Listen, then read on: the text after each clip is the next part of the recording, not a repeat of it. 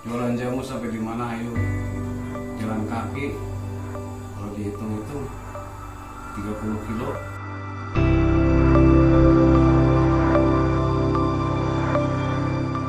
Kalau saya nggak usaha, anak saya makan dari mana?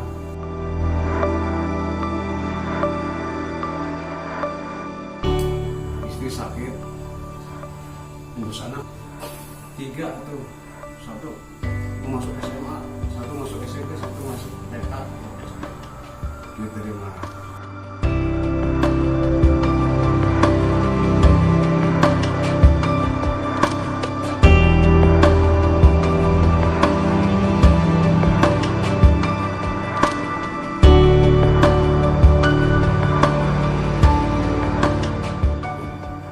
Selamat malam Sobat KJL, sekarang saya di sekitar Jawa Tengah. Sekarang saya ketemu Pak Slamet nih.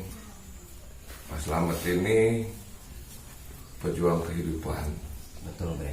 Saya sudah ditemenin Mas Bro, Om Combro. Sobat KJL, lalu sehat-sehat lalu.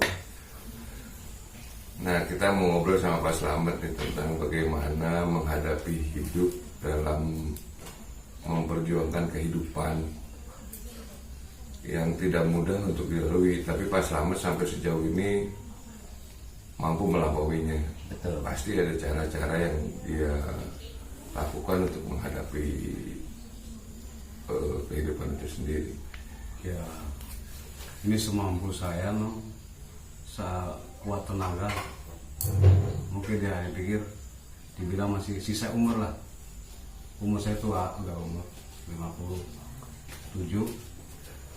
Memang perjuangan saya dari ngurusin anak, dari istri nggak ada, dari istri sakit sampai nggak ada, sampai kehilangan anak, sampai sekarang alhamdulillah saya masih bisa berusaha semaksimal mungkin. Apa yang bisa semampu saya usahakan. Jadi sebisa mungkin aja lah. Tapi ngomong-ngomong, Pak Slamet ini berprofesi sebagai tukang cukur ya? Iya. Itu dari awalnya memang profesinya tukang cukur apa sebelumnya itu? Nah, dulu pernah masih apa usaha dulu apa? masih sekolah, masih SMP tuh sering motong rambut anak-anak teman-teman. Oh, zaman SMP Ya. sering motong itu dari awal hobi itu mungkin ya? Ya, hobi itu cuma saya nggak fokus 100% sampai di STM katanya sama teman-teman pada cukur-cukur. Kan sekolah di Jakarta dulu. Nah, ya cukur-cukur aja, nggak ada niat 100% buat jadi tukang cukur. Saya belum sampai kerja apa juga dikerjain, jadi pengen tahu sampai di mana. Sampai saya berjuang itu, sampai punya istri, apapun saya kerjakan. Ngecat di Gendola itu 2 tahun. Saya pikir kalau sekarang nggak ngeri lah. 35 lantai. Ngecat. Maafin, jadi cleaning service. Oh, cleaning service di Cleaning gedung-gedung service. itu. Itu 2 tahun. Saya kalau kebayang, aduh, kalau jatuh gimana ya Allah. Terus ganti lagi. Jadi saya jualan baju pakai kiloan itu di bawah jembatan. Terus ganti lagi, saya jualan daging buruk sampai sama istri saya masih berbayi, itu masih bayi. Saya jualan sampai pulang kampung, dia minta di kampung aja. Sampai di kampung saya jualan jamu sampai di mana ayo, jalan kaki kalau dihitung-hitung 30 kilo. Terus ganti pakai sepeda sampai berapa tahun, 5 tahun 7 tahunan, sampai ketabrak sepeda hingga ke-8. Saya ngerasain, cuma ya harus terus sampai kuat. Kalau saya nggak usaha, anak saya makan dari mana?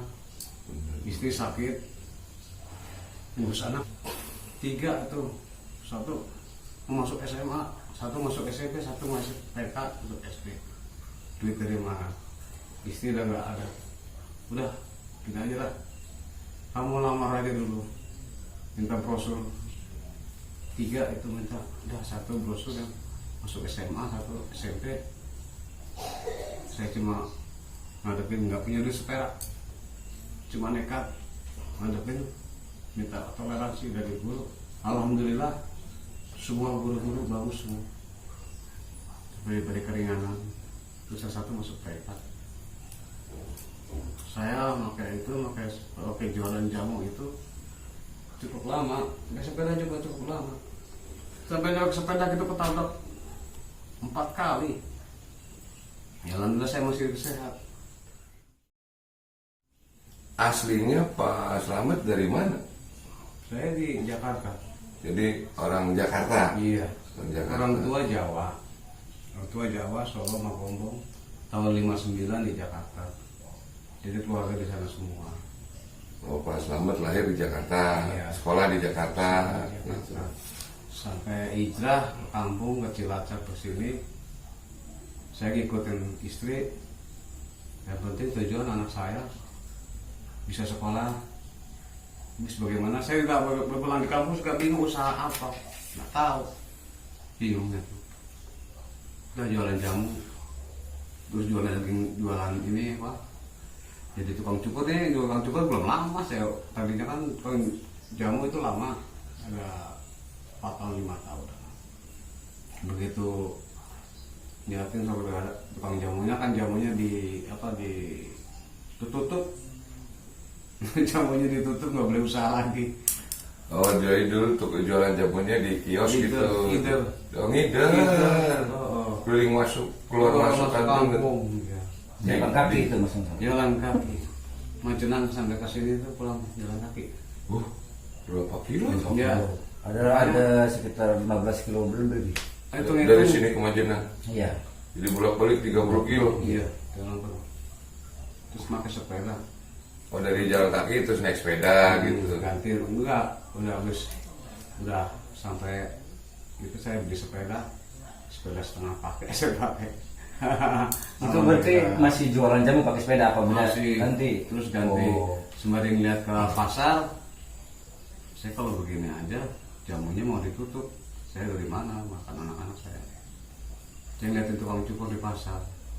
Saya punya pikiran dulu, saya kan juga nyukur, saya pengen tahu ada di mana. Bagaimana caranya bisa dapat duit aja, anak-anak bisa makan di sekolah. Liatin tukang cukur. Saya beli itu untuk tuh yang begitu 15.000.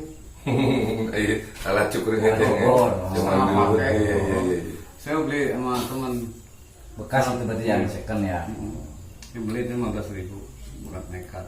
Nah, terus alasan yang membuat Pak Slamet pindah dari Jakarta ke sini itu apa? Anak. Kenapa anak? Anak kan dari istri saya, ya orang kan pemikirannya beda ya. Mau istri saya kan cemburunya gede. Mantap, Nah, ganteng. Orang yang dicemburu sama istri, orang langsung emang benar sampai bisa saya aja gampang. selangkah 2 langkah saja kayak berat. Sampai di kampung masih digituin aja. Tapi kan saya nggak pikir ke situ, saya pikir anak saya. Pertanyaannya, pernah nggak ngasih kejadian sehingga istri itu kehilangan kepercayaan sama Pak Slamet? Pernah sampai saya. Enggak, maksudnya gini, apakah pernah Pak Slamet ini punya pacar, apa selingkuh gitu, Ya, sehingga karena saya istri kan yang masih ya muda ya kan, orang saya ngider door to door. Jadi ya ngobrol gitu. Jadi pikiran dia tuh dikira begitu. Iya nggak pikiran istri? Ya pikiran negatif. Kalau saya kan langganan saya kan banyak. Nggak, maksudnya pikiran istri bener nggak pernah begitu sama Saya istri? enggak. Enggak, Tidak ya. ya. Syukur orang enggak. Alhamdulillah ya. Masih terjaga kesetiaan. Terjaga kesehatan atau kesetiaan?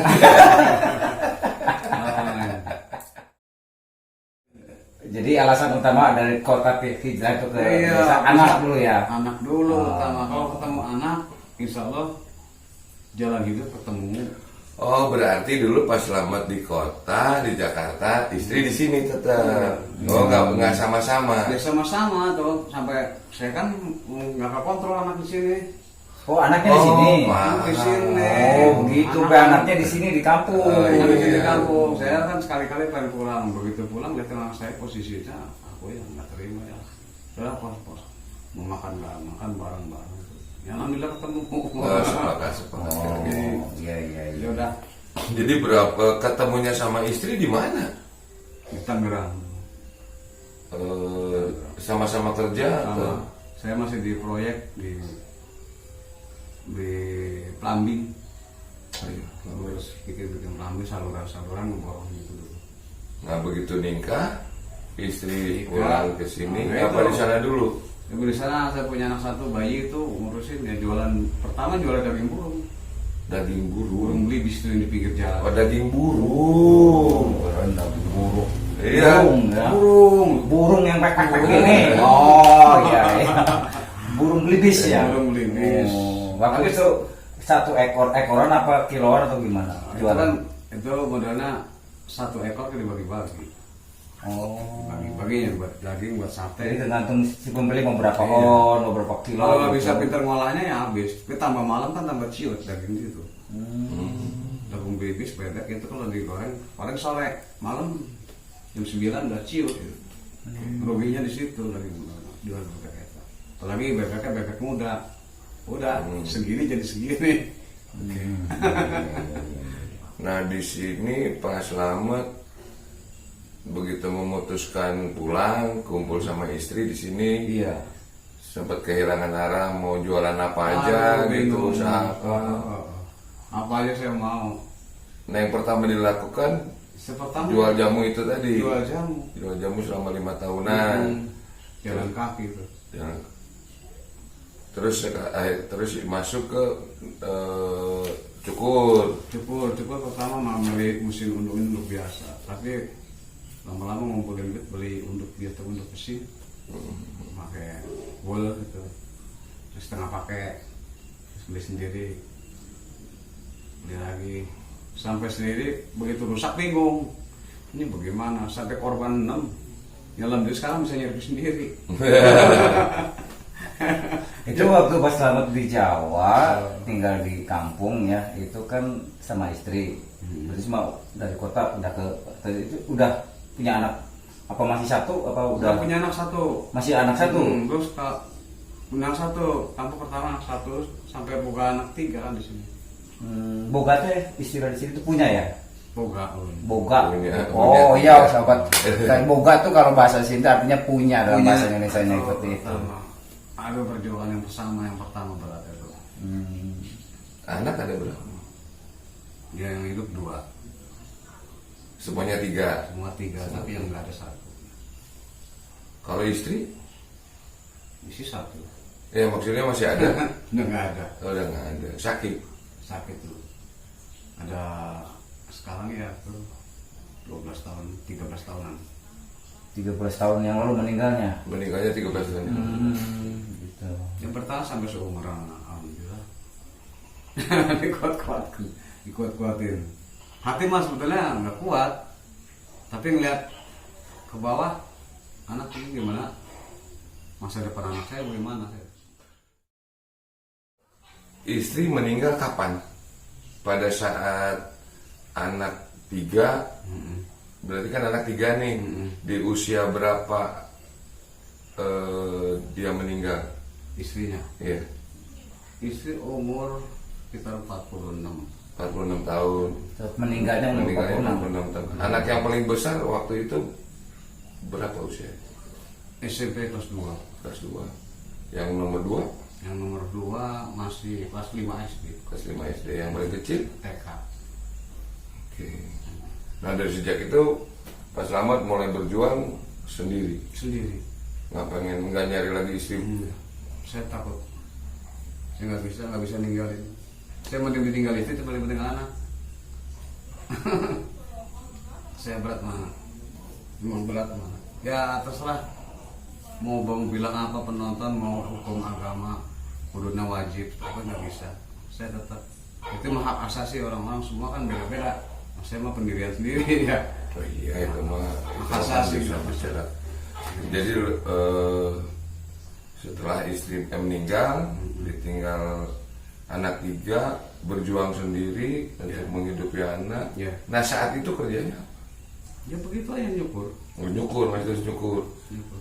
duduk di satu tempat atau keliling? keliling terus. Keliling juga. Mas itu pakai sepeda jalan kaki? Dia pakai sepeda. Pakai sepeda. Oh, udah punya sepeda ya dari hasil jualan jamu ya. Sepeda yang bertahan, sepeda paling lama. Sepeda anak 15 tahun. Sepeda. Pakai sepeda 15 tahun. Ya, 15 tahun. Luar biasa sobat kaji ya. 15 tahun goes. Ya, ke gunung-gunung, nggak lama hujan badai segala ya. Demi anak gitu ya. Mas Aku Slamet ya. bilang bisa bersyukur, mau bersyukurnya di situ. Coba dari nol saya, ya Allah.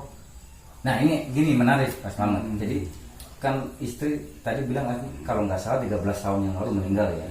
Nah setelah meninggal karena si anak-anak juga kadang-kadang butuh figur seorang ibu kan. Ya. Nah berarti kan Mas Slamet ini Jadi bapak jadi ibu.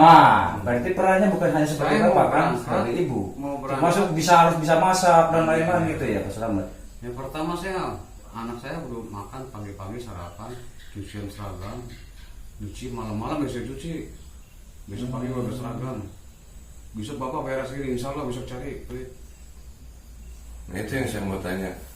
Peran ibu itu kan tidak hanya kasih sayang Iya. atau meluk anak, nyuci baju, nyetrika baju, masak segala macam. Nah itu berarti pagi-pagi sebelum Iya, Pak Slamet Pagi-pagi bangun pagi masak, buat persiapan sarapan anak, siapin ongkosnya tiap hari. Nah anak-anak pada saat ditinggal bapaknya kerja, bapak kerja sampai jam berapa biasanya pulang? Dulu masih full saya mah berangkat full. Kadang berangkat pagi, balik sore. Kadang-kadang yang masak itu berangkat, nanti balik lagi, berangkat lagi. Jadi ngebagi waktu ya. Oke. Ngebagi waktu. Anak-anak waktu itu umur berapa tahun? Ya segitu lah. SMP, SD sama TK. Yang berat kan TK. TK iya itu yang saya tanya. Saya mau tanya. Tuh, mana TK mandiinnya, sekolahannya, seragamnya kudu siapin. Nganterin. Yang jadi apa ya pemikiran saya itu gimana nih anak TK gitu. Bapaknya lagi usaha jauh. Iya. Sementara kan keselamatan anak ini nih, kesana tetangga lari-lari apa jatuh. Ya alhamdulillah karena termasuk lingkungan banyak yang bisa membantu, bisa mau ngawasin aja cukup ngawasin. Itu lingkungan ya tetangga masyarakat sekitar. Ngawasin. Cuma aku paling kewajiban seragam, makan, kesehatan. Karena repotnya kalau lagi sakit. Iya benar ya. Iya. Kalau sehat-sehat tuh mesti lurus. Kebayang Apa kalau sakit? kalau sakit sedangkan harus cari uang buat Tengah malam sakit, aku ngeliat anak saya sakit gigi, saya bingung. Jam 2 malam ambil itu aja sampai garam sama bawang putih. Mana lihat yang giginya sakit, insya Allah sembuh. Bawang putih, bawang merah, bawang putih sama garam dilepek aduk-aduk. Di perjalanan 13 tahun hidup sendiri Pak, ini tidak mudah untuk menjalani ini. Ya.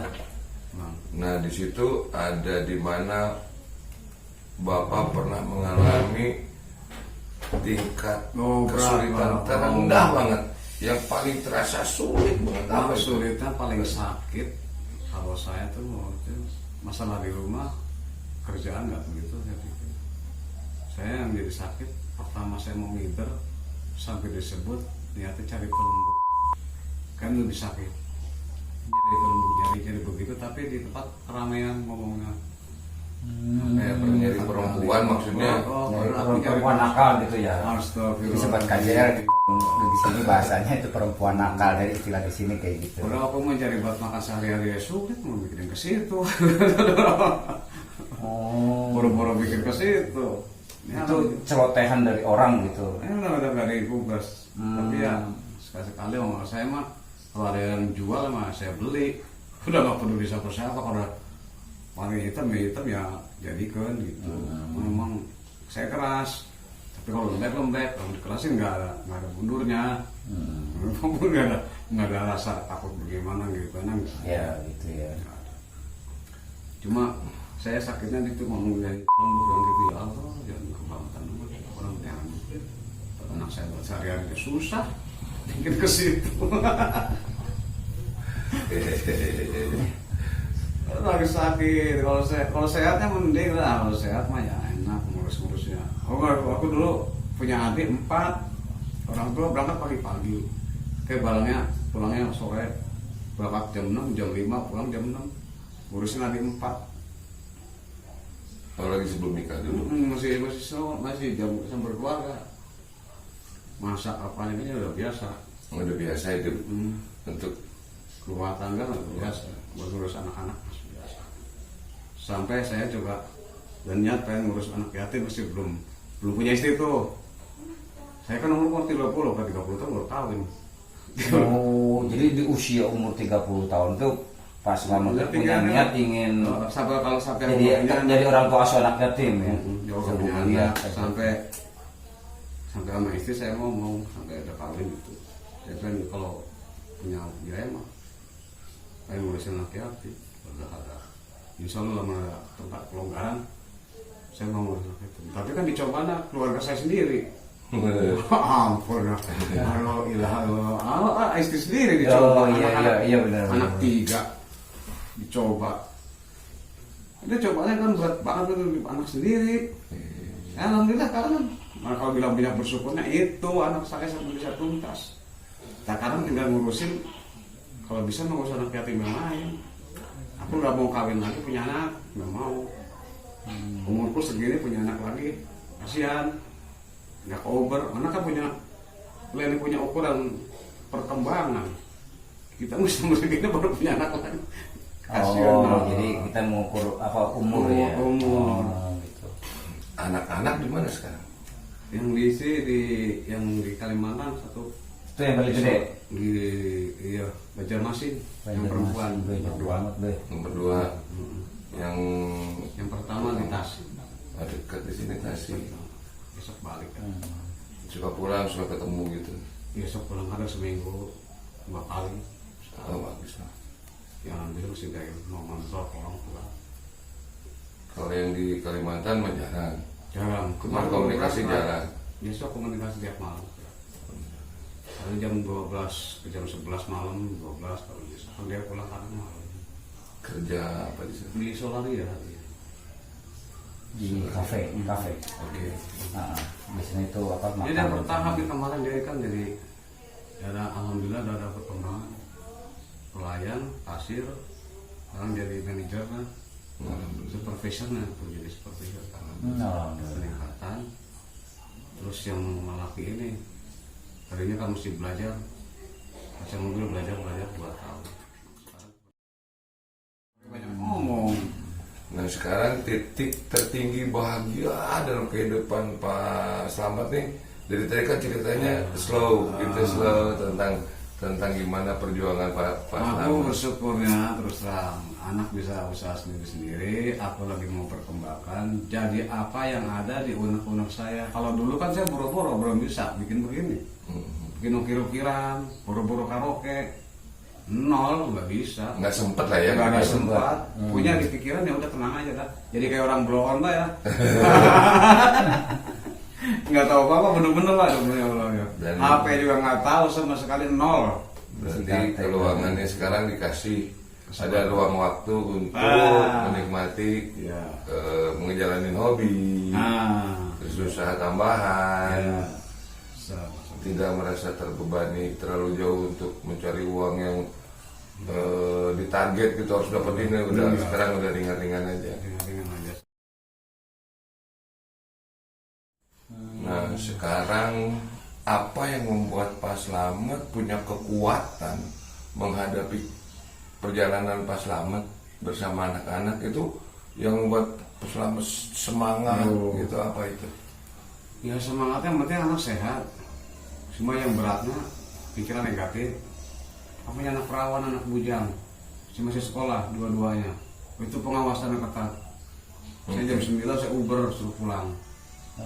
Sama khawatir karena anaknya masih perawan. Yang laki saya takutnya narkoba, yang perempuan takut di bagian narkoba, campur lah. Kalau beratnya di situ, kalau boleh pergaulan bebas gitu ya. Itu bayangnya astagfirullahaladzim. Itu kebayangnya di situ.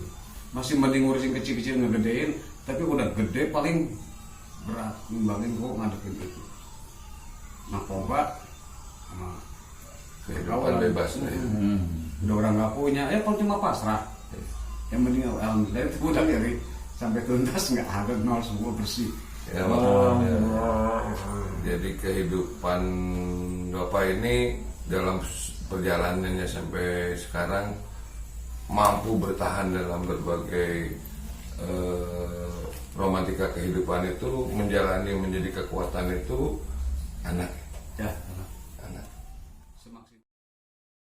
itu segalanya ya. Nah, pernah nggak sewaktu-waktu misalkan si anak curhat dia punya keinginan sampai nangis ke Pak Slamet, ke bapaknya misalkan Pak Slamet, dia punya keinginan sampai curhat ke bapak nangis seperti itu keinginan apa dari anak? Kalau dulu sampai mau kerja saya nggak punya bingung gimana dari mana ya. Bapak besok mau ngelamar dulu atau kudu ada besok. Si anak tuh Mau kayaknya pengen tapi ngelamar semangat, kerja Pak. gitu ya. Saya berusaha sampai alhamdulillah ketemu sampai biaya 2 juta kalau saya gitu. Orang 2 juta dari mana saya beli? Nah, pantang. Itu bagaimana caranya? Semua orang tua harus wajib mukanya di kaki di muka. Perjuangannya luar biasa. Pinjam bagaimana Semangat Pak Slamet. Ini harus dicontoh sobat. Sampai KCL ya. Sampai kerja alhamdulillah bapak masuk kerja alhamdulillah itu kan 15 anak yang diambil cuma 2. Saya mah Dan dia masuk. dia masuk.